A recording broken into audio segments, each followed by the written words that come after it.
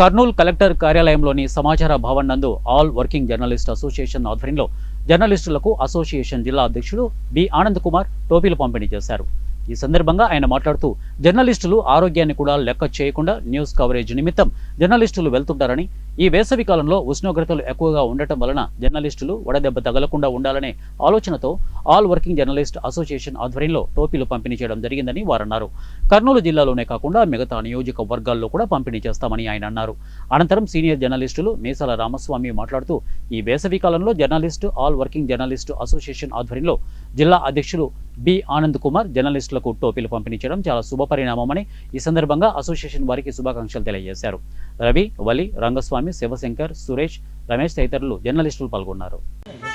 All working journalist association ఆధ్వర్యంలో Kurnool collector సమాచార భవన్ నందు జర్నలిస్టులకు టోపీలు పంపిణీ చేయడం జరిగింది.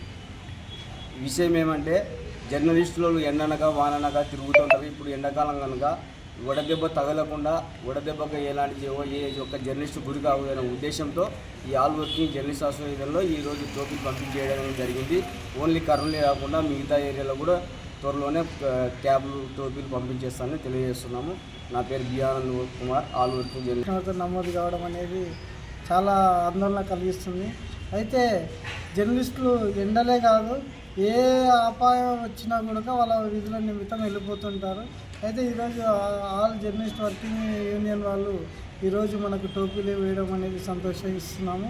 కనుక జర్నలిస్టులు వాళ్ళు నీడపాటున ఉంటూ విధులు నిర్వహించాలని చెప్పేసి వడదెబ్బకు గురి కాకుండా ఉండాలని చెప్పేసి కోరుతున్నాము.